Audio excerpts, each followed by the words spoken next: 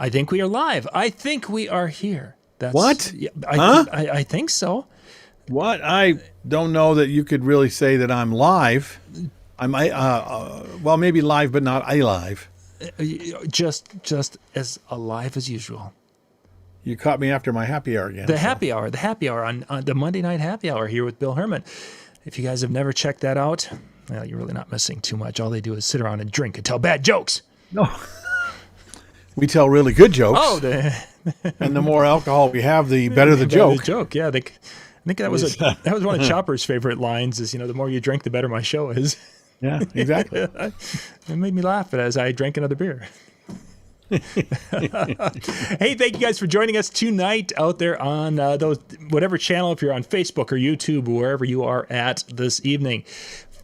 In the description of this video is part one. This is our industry spotlight that we've been doing here this fall, and we were going to be wrapping things up a couple of weeks ago with the interview with Bill. But there's so much in the history of Bill Hermann that we had to go to. There's so much that Bill just can't shut up about, is what you're saying. There's so much.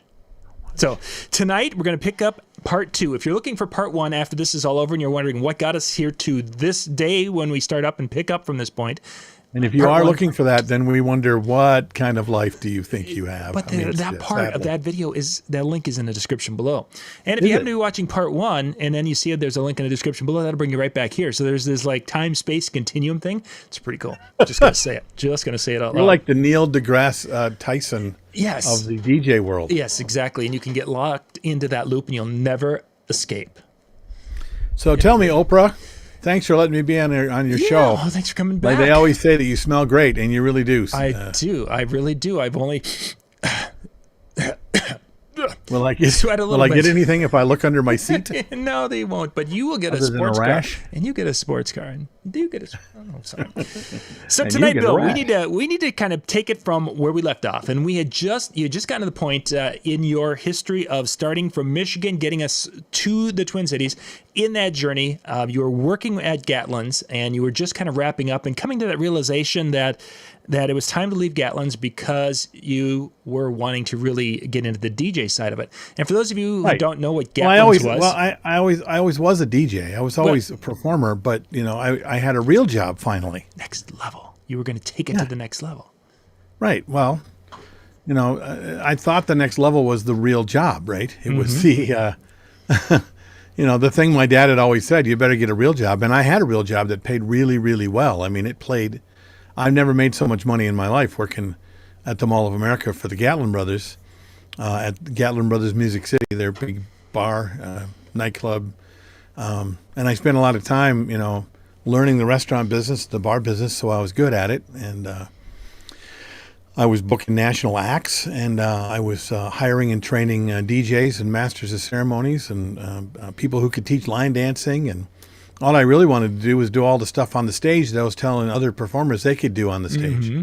I was doing all the math. I was doing all the, the business side of business in the restaurant and nightclub business, and it was killing me. It was the long hours, the stress, and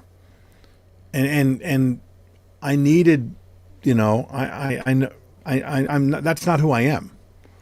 And it was coming to a head. I don't know if I'd still be there, but it was one Saturday morning when we opened. It was when the Mall of America was first new. Mm-hmm. Yes. And when it was new, when they opened the doors at the Mall of America, people flooded in like ants. And every hallway was packed with human beings. And all the bars and nightclubs up on the Upper East Side where Gatlin Brothers was, the moment at 10 o'clock they opened everything up, they flooded these places, and they were way over capacity from the moment they opened the doors. Yes. And all of those restaurants up there were not ready to be open. Their systems and procedures, their way that they would serve people, just the POS systems to be able to ring liquor and food were not ready. Okay, so for the first probably month and a half, we were working as if we were selling things out of a cigar box at a roadside stand because none of the computer systems were working. And my job every day was to get fistfuls of cash and go to every one of the bar stations and fill the tills. And my boss was irritated one morning that we were a couple of minutes late opening up. So he opened up the bar before I had gotten through everything to be able to get out. So my hands are stretched to the limit with thousands of dollars of money, trying to get from one bar, 2 tills, fill the money, go to another till, and all these tills are really far away from each other. So he's opened up the doors. Everybody's flooded in. I'm trying to push my way past people. He's behind me, angry with me, yelling at me. What are you doing? Why don't you have this thing open? Well, I opened up the doors at 10 o'clock. You should have been ready. He knew we weren't ready. I was upset. He was upset. I got upset. I turned around and then yelled at him to back the hell off. And he said, okay, mister. Okay. I got you now. This guy's, he's probably 6 inches shorter than me too. So he's like pointing up at me. And he says, you're going to get a write-up for that. And cocky as all hell, I said, you're going to write me up? Why don't you write me up for a termination? And he went, oh, and I took a deep breath. I leaned back with all that money and I threw it at him. And the chest. And the money just exploded into this big ball of money. And it just started sprinkling down around him. Everyone in the bar, and there had to be a good 800 people in this place because it's a huge place. Everyone just went silent as they saw this big cloud of money go poof, and it's coming down. And he looks at me wide-eyed, hardly willing to say anything. And everyone, like in the movies, went, ah! And they rushed him, picked up the money, and I walked away going, and there you go, mister. Boom, boom, boom. Everybody in everybody in their life should quit a job one day exactly the way I did. It felt awesome. I was on a high all the way back to my apartment until I got to my apartment and realized I hadn't saved any money and I do not have a job now. Mm-hmm. And I burned some huge bridges because those were the highest profile bars and restaurants in the United States at the time. And I didn't have a job and I didn't have any money and I didn't know what I was going to do. So I kind of sat in. I have rent coming up in 3 weeks. And I was single. So, when you're single and you have a lot of money, you're not usually smart enough to save anything. Yeah. Especially when you're, I don't know, me. And so I wasn't sure what I was going to do except for maybe beg my roommate to, give me a bit of a push to get me through the next month. Mm-hmm. And then a friend of mine who had a DJ company, or rather was a performer like me, he didn't have a DJ company at the time, had started working for Rent-A-Center. And Rent-A-Center, weeks before, had a huge holiday party, and the owner of Rent-A-Center saw karaoke for the first time. And he freaked out and went, this is the greatest thing I've ever seen. We need to be in the karaoke business. So Rent-A-Center went and bought like hundreds of thousands of dollars of laser disc. You remember those big laser disc karaoke machines? I mean, they were huge. They stood about 3.5, 4 feet tall. And they were these big consoles that were like heavy as a Volkswagen. Mm-hmm. And you had all these discs that you went with you. And this guy had bought all these things, but didn't have anybody to run them and didn't know anything about them. And he says, I want to call it RAC Entertainment, Rent-A-Center. Yeah. So a bunch of people, made a few calls from the corporate and brought in some people that they had seen at corporate parties and performers. And one of them was a friend of mine. And he called me up and he says, we need hosts if you want to do this, And they shipped me down to Kansas City for training, which, for a guy who's been in the business for any amount of time, this is what you do to plug it in. This is a microphone. The microphone goes into in and the speakers come out of out. It's 3 days of, me standing around pretty much training everybody else. And then I got one gig out of it. And that one gig was in Prior Lake, Minnesota. And I'd never heard of Prior Lake because I was living in downtown St. Paul at the time. At a little bar called O'Malley's. And they had never had anything before. And the guy was doing me a favor. So I said, yeah, whatever you need. I just need the money. He paid me in cash. I went to the bar. There was nobody in the bar except for the bartender, who was irritated by the fact that somebody had hired somebody to do something. Mm-hmm. There were two regulars who were really drunk by the time I got there, and there was a young lady and a guy and me. And it was a big island bar, a big room, but the big bar in the center, and seats all around. So there's not a whole lot of room. There's not a dance floor or nothing. And there's a TV behind me, about a 57-inch TV that I hooked into, and that's it. So I'm trying to get people to sing, and I got a wireless, and I'm singing songs, and I'm talking to the drunk, and trying to tell jokes, and trying not to feel like I'm the biggest loser in the world for walking away from a job that was paying me about $200,000 a year, and I went over to the young lady who was sitting there, and I said, "Come on, sing along with me," and she got really mad at me, and was really rude to me, and like I had really super offended her, and I freaked out a little bit, like I'm really sorry, I'm just doing my job, I wasn't trying to do anything. Yeah, whatever, man, just get away from me. So I went back and I just kind of did my thing, and I left, and I called my buddy and I said, "Well, if you get any complaints, I think I might have messed up because I had a regular, and you know how regulars are in small town bars."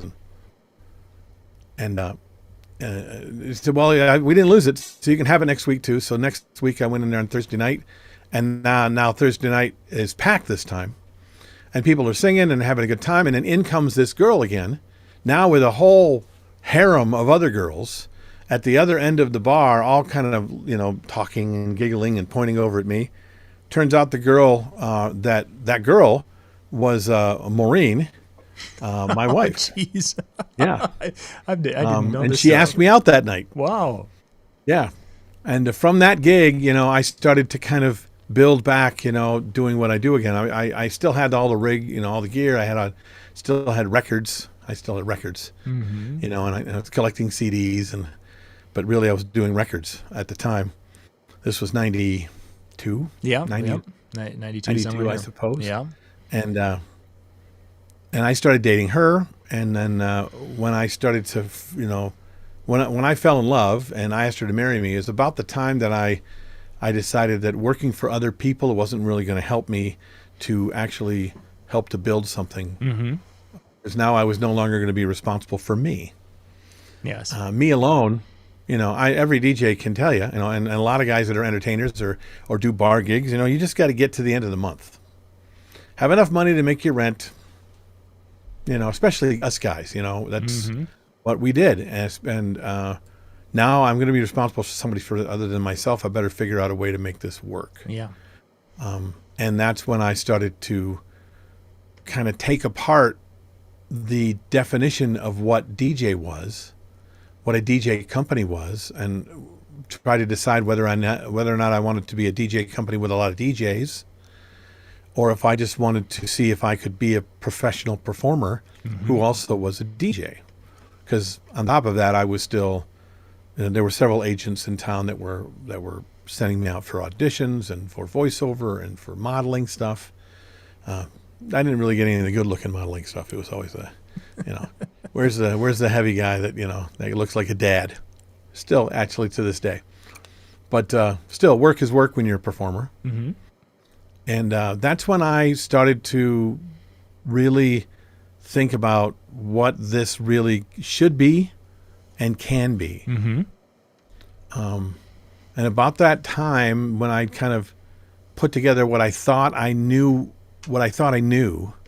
Well, when I put together exactly what I did know, I saw a magazine. I don't know how I found it. It might have even been at a magazine stand, but I saw Mobile Yep. Beat magazine, and I picked it up, and I'm like, "Oh, okay, a trade magazine." I worked in radio. We always got radio and records magazines, so that, that helped me for work and helped me with my radio stuff. This probably will help me with this as well. And the second magazine that I got after I signed up for it, they were starting to talk about a DJ conference mm-hmm. that was happening in Las Vegas, and that was actually that was after we got married. It wasn't. I've moved past 91 to like 90. 97, 98 now. Sure. Yep. And I'd never been to Las Vegas in my life. And my wife said, well, you could write it off. Mm-hmm. Like, that's cool. I can go to Las Vegas. I could write it off. And so I went. Took my wife, went to a conference, and I looked around and saw something that I never thought I would see, which is a bunch of other people who thought and did things like me, who talked like me, who shared stories like me, that were me. And they were, running. They were doing it for a living. They were doing it, this is all they did. This was a job. This wasn't just the dodge that I had created to be able to keep my dad from making me go to college. It wasn't just beer and chicks anymore. It couldn't be. It can be. It could have still been, but it couldn't be anymore. So that's really when I saw a bigger place. Every evolution that I've ever had as a performer has come because I was given the gift of seeing what I'm already doing from somebody else's perspective, from somebody else's lens. And that was a huge lens. Yeah, it was. And it changed a lot of what I did. And that year, I believe it was 98, not only did I see all of these really cool things and ways that I could make my show better and ways that I could treat what I'm doing more like a business and still have fun as a performer. And I met a bunch of people from all over the country that, thought I was cool because I thought they were cool. Yeah. But the biggest thing for me that year was I saw Mark Farrell speak. Yep. And the idea that I could start making something more than $400 DJing a party, which I thought was a lot at the time. And I could, easily get 3 times that amount of money just by saying that that's what I charge. Really just, it was like an expansion of my mind that I didn't expect. Yeah. And when I came home, I was really excited about it. I told my wife I'm going to start doing this. Even my wife went, no, I don't know. You're doing fine. You're contributing to the family really well. I wouldn't go down that path. And I said, well, one of the things he talked about was, sit down and figure out your expenses and find out how you do, right? Mm-hmm. So I sat down and for the first time worked out my business plan for the year and looked at how much money I brought into the business, brought into the family with my business. Yes. And my wife, who has always been doing the same, anyway, as a hairdresser, she's a single operator hairdresser, right? She was bringing in $57,000 a year being a hairdresser. After expenses, that's what she was making. And I'm like, I'm doing that. Yeah, I'm successful. successful. Show you, right? Everybody loves me. Maybe I won't have to do this, like Maureen said, I won't have to triple my fees. I can tell you, I'm sure if I triple my fees, I'll be making way more than what I'm making now, which is at least as much as she is. Mm-hmm. When I got down, I realized that the year that she brought in $57,000, I brought in $4,000. Yeah. Yeah. And then when so you take that, I immediately raised my prices, and with that raise of prices, I had to now look at things from another lens again. Mm-hmm. I had to go, can I go from $400 to $1,200? And will they pay me? And if I don't know yet, because you know how it is, you're booking out a year. So I don't know if people are going to start saying yes to me at that. Yeah. Plus, I had an agent at the time, a guy in town that was booking me as well, and he was very thrilled with the fact that I was only $400. Mm-hmm. So the first 3 calls I got, I booked easily, without anything. I just on the phone. How much are you? I said this much. He goes, great. When can you? I'm like, okay. So after the first 3, I went to that agent and I said, this is great. You're not going to believe it, but I'm making this now. Mm-hmm. You guys have been doing great work for me. I'm going to make you more money. Just this is how much I make now. And he went, I can't sell you for that. I said, well, no, yeah, you can, because no one said no to me. Yeah. I'm booking in at $1,200. You could certainly book it at $1,200. You're going to get a bigger piece of the pie because you're an agent. The agent gets a bigger piece of the pie if I bring more money, and you're going to make more money. It's a win-win, man. Mm-hmm. I don't want to do all that extra business stuff. You just book me, and I'll go out there and I'll make it. And he said, no, can't do it, won't do it. I will book you for what I'm charging. I said, well, then I guess we're going to have to part ways. I don't want to. I'd rather have you booking me for more money. And he was really mad, but I walked away from it. And that year, I went from the year before I did 20 shows. That year I did 60. And I tripled my fees. I went from 20 shows to 60 shows. And then I started saying, well, what can I do with this? How can I take now this money? What can I do with it? And I started looking at how I'm doing things. I need to, if I'm going to book myself and he's not going to book me, then I need to put myself aside. I can't really be what everybody else is. I need to look at my business from a different perspective too. So I started taking it apart. I wrote down all the things that you do, and then I started, well, this is the definition of that. If I change that definition, or I changed that definition, or I just changed how it worked, made it look like something else. Could I get away with that? Could it be something else? And I was automatically starting to take and put as a part of that all of the things that I do as an actor.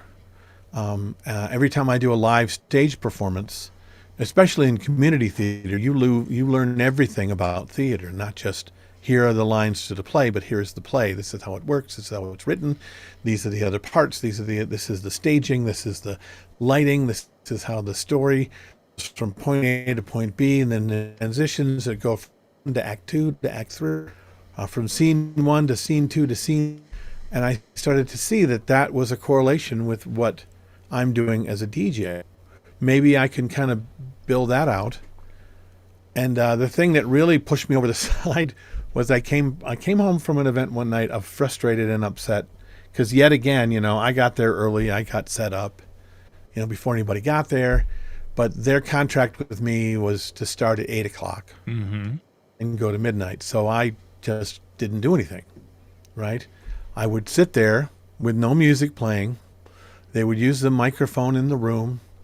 The dance floor was filled with tables. Yeah. And I would sit there till 8:30, 8:45, while they were going, why can't you just start playing music loud so we can dance? I'm like, well, we got to wait for the dance floor to clear, So I was blaming the hall for that, and I was blaming this for that. And then I came home and I said, well, if they would have just hired me for the 3 hours before, there's all kinds of things that I could have done to play with the audience, to get them on my side, to get them excited about being a part of, so that when I did start at 8 o'clock, I don't start with a cold audience, right? Why won't they do that? No one will hire me to do that. They just want the 4 hours. They don't want the extra money. They don't want to pay the extra money to have me there beyond the 4 hours. And my wife said, well, then why do you offer it like that? My wife, the hairdresser wife, is the one who said, so then don't do it unless you begin when the guests begin to arrive. Right. They're not clearing the dance floor tables. Could you clear the dance floor tables? And I went, well, yeah. I said, well, then why aren't you doing it?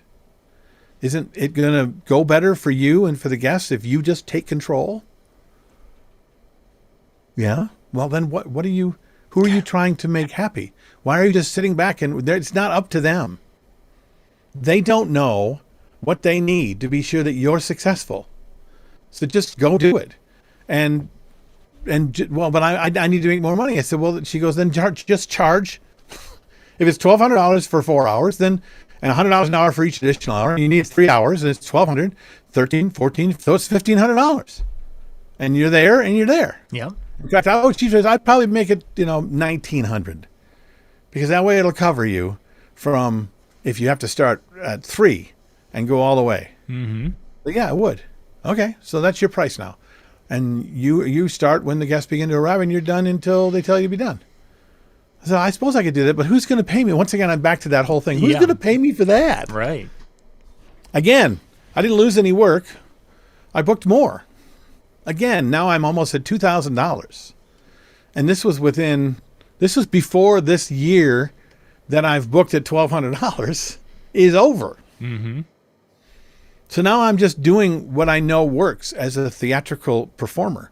I know that now that I'm there when people arrive, I am in control of how people feel, how people see things, how people hear things. Sure. What I tell them to do it, they'll do it. When I say we're going to have fun, they say, yes, we will, because I have already set it up. I've worked that into the whole idea of what I'm doing. I'm not really telling them I'm doing that. I'm working the room for them on their behalf.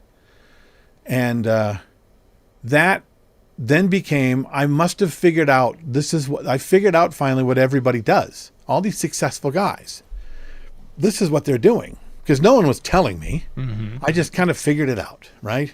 So here I am. Now I'm charging $2,000, and I went another year. Next year I went up to 25. The next year I went to 35.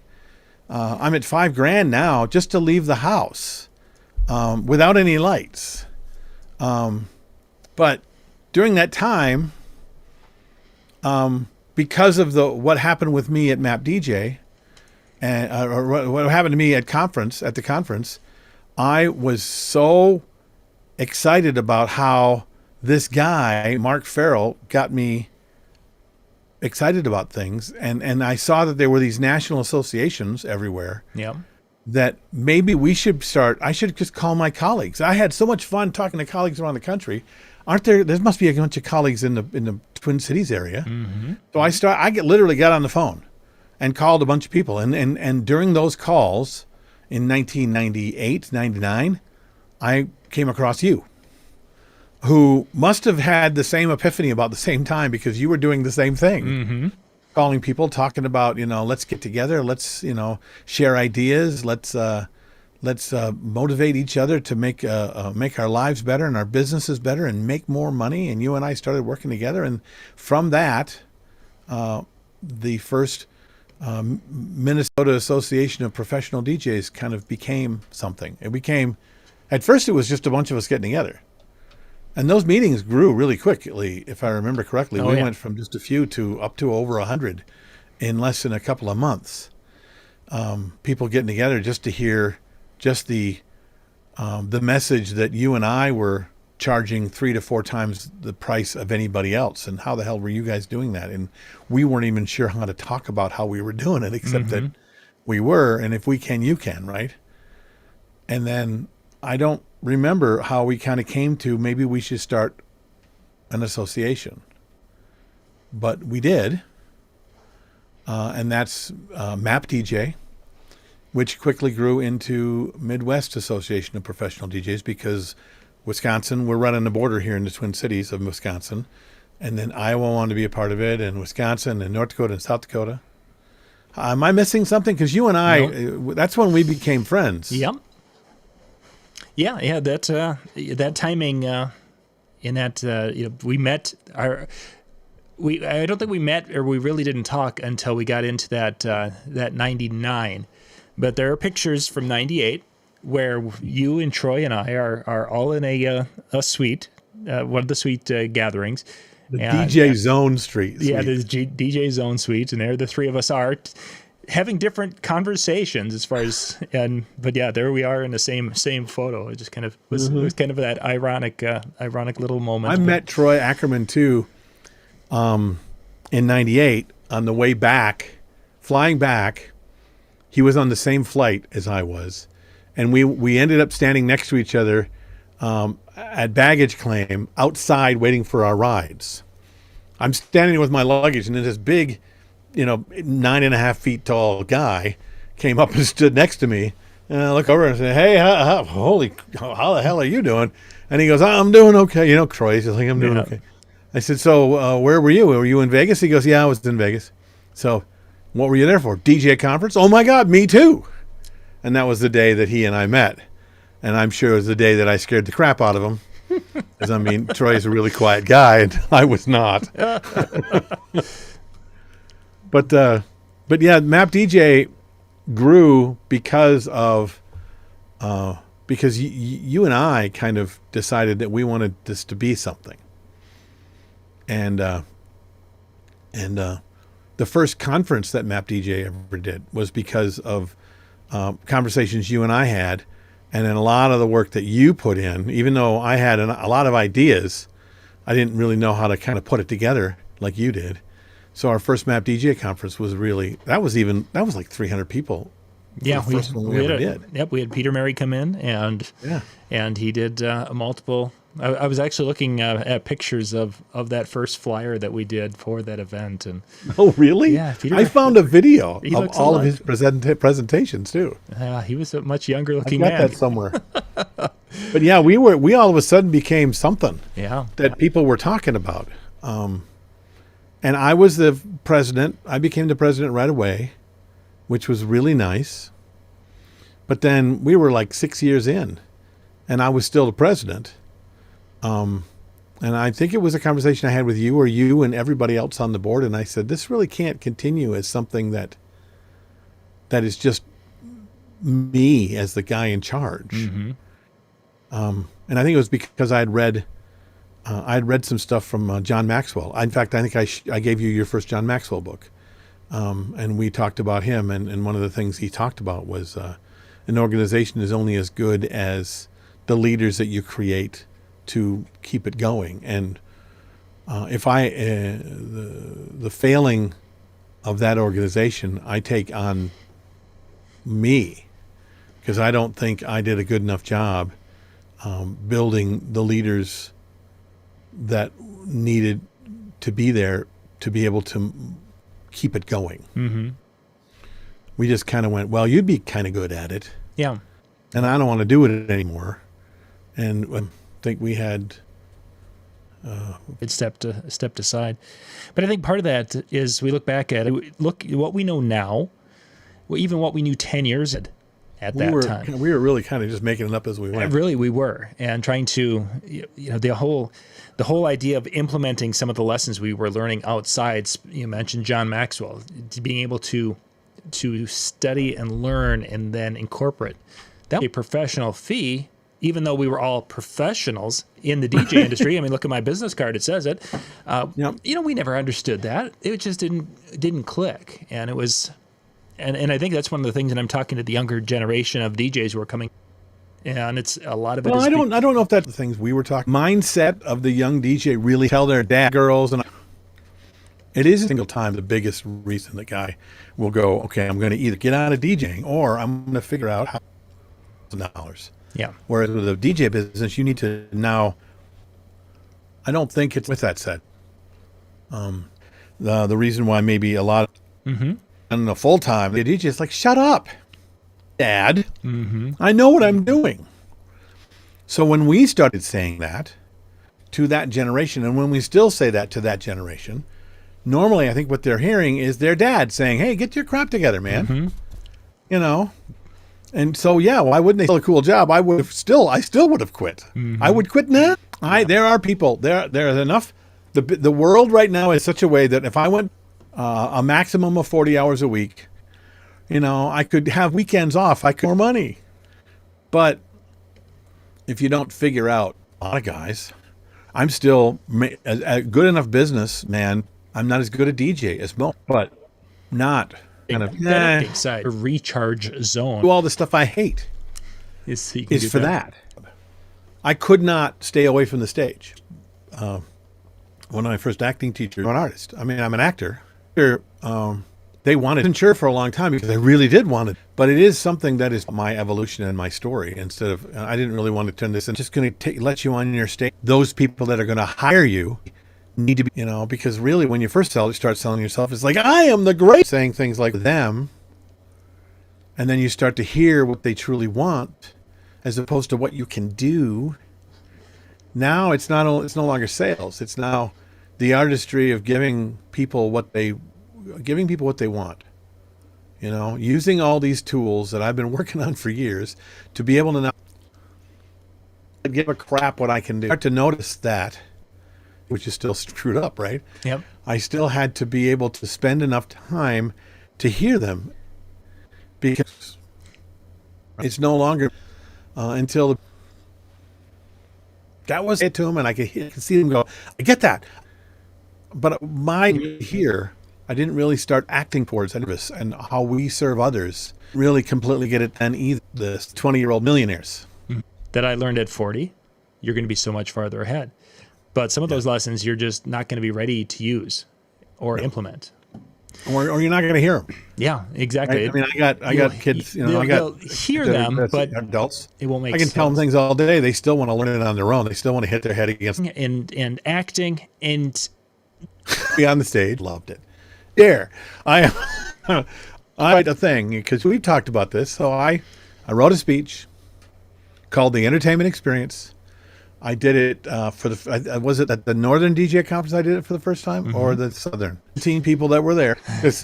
So I do it there. I'm like, and I in fact, because he was really good at it. And people like, that was really great. But we get that you're doing that, but that you don't know. Yeah, I do that. No, Bill, I know more than a few other people who said to me this. It was 11 years ago. 2006. Yeah, you had a couple. And it was for people who wanted to do that I'd give this information to. Yeah. No, I heard, and when someone say that in the road to done my first workshop, how do I now feed anybody and immediately meaningful to me? The flagship workshop is called The Power to Create, one of which someone outside of Deacon John does the heavy lifting. Boom, other than some introducing it, orchestration, and how they can transform. And then even if they just use a small piece, less their own, not at all. And each person has their own experience of it. I brought up Jeremy Breck. Jeremy Breck, God bless him. He's such a wonderful, kind, beautiful human being. And every time I talk to him, he pats me on the back and says things like, without my workshop, he would not have the business that he has. He would not be a lighting designer, if not what he saw in the workshop he took with me. And I'm like, well, that can't be true, but something within the conversation, because of my intention of giving them a transformational experience, gives them something. Jeremy's was within the lighting design world, and he's taken it and gone some amazing places. Yes, he certainly amazing has. Places. Many of you know who DJ JR is and DJ Jeremy. But then there's other guys that have done completely other things. We had one young lady from Seattle who came. She hadn't even DJ'd a wedding yet. Who took the workshop. She got all done, and she's like, how much should I charge? And when I told her that I was charging what I was charging, she goes, that doesn't even seem like enough for everything I'm going to put into this. She did like 3 weddings, and now she's an international speaker and trainer. Nice. And she took what I gave her and built and evolved into that. This is, for me, has become. I didn't think I would be here. I'm still the kid that looked at my dad, who was like, oh, it's too bad, kid, that you don't have a college education. I literally sometimes can look at what I'm doing now and see my successes and go, geez, I wonder what I would have been if I would have gone and done, whatever. got a master's degree, or even I got a degree from a radio college. 9 months to figure out that I already knew all that stuff because I worked 2 years in radio, But I'm a high school graduate, barely, a radio degree from school, who is now speaking internationally, training internationally, and now speaking to a larger audience beyond my own industry. Right, yeah. Something I never thought would be part of who I am. But I attribute I'm nothing if not for the people who come before me. I would not be here without you, John. I wouldn't be. I would not have what I have if I had not met Mark Farrell. Yep. If I had not met any of those people along the way and started to see the possibility of what my life could be as a performer. Every acting coach, every voiceover coach, every radio programmer, every agent that I've ever had. I stand on the shoulders of all of those people, and I teeter because I still am not sure that I should be standing here. Yeah. And maybe that's the reason why I still do. I don't know. But when I hear things like, you and I have been friends a long time. So when you said, hey, I want to do an interview with you, I was like, yeah. We're just going to be us, John and I, because that's what we do, right? And John Young is going to interview me, but John and I are just John and I. No one's going to friggin' care about this stuff. I'm not sure that anybody gives a crap what I have to say. And the older I get, the more I wonder if anybody who listens to me, especially any of the young kids, are like, who is Who's who's the old guy with the gray hair? And why do I give a crap what he's saying? I mean, come on. Can he beat mix? Can he scratch? Yeah, I can. Yes. I can beat mix. I can scratch. I was taught by. That's another part of the story. But I was taught by a guy who was taught by Grandmaster Flash how to beat mix. So yeah, I know how to do that. But I learned with albums and 12 inches in a club north of New York City. But none of that really. That didn't send me down the path of being the next Skrillex. And here I am dating myself just by saying Skrillex, right? That didn't make me a famous club jock, even though I could have gone that direction, right? It's tough. And plus, because I have a tough time saying that I'm a DJ, because really, my roots are not in DJing.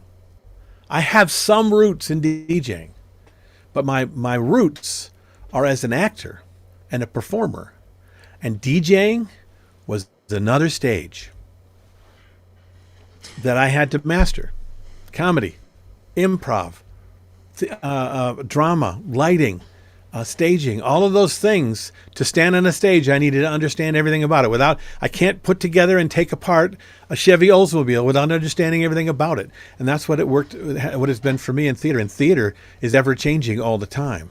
Television, I had to learn how to look into a camera and to act for a camera, which is a way better different thing than to act on a stage in front of 400 people, right? So, or to do sales, something I friggin' hated. Hated.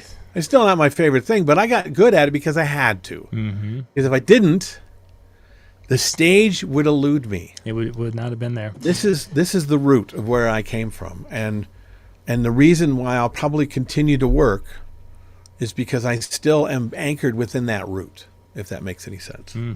Bill, we got to wrap up here, my friend. Thank you very much for being on here. We're going to do a quick switch over, and we'll be back in about 3 minutes here with Dan and MJ tonight. Bill, I've appreciated our time together. Thank you so much for jumping on for the second part. Both the links will be for the other part, whichever one you're watching, it'll be in the description below. And we were having some streaming issues too, weren't we? Yeah, we had a little bit. Some of them were better than others. So we're going to find out which one was the best one, and I'm going to probably upload that one again. So I was going to say, are you as the record of the stream, or did you record this as well? It should have been recorded in another. There's a repository spot where it gets recorded. So I'm hoping that one should be fine. Everything looked good going out of here. So we'll see what that is. Okay, well, because I'm expecting that after we post both of these, you're going to get millions and millions of people. They're going to sit through 2 hours of me. We'll catch you guys in just a few minutes. We got to jump. Thanks, Bill.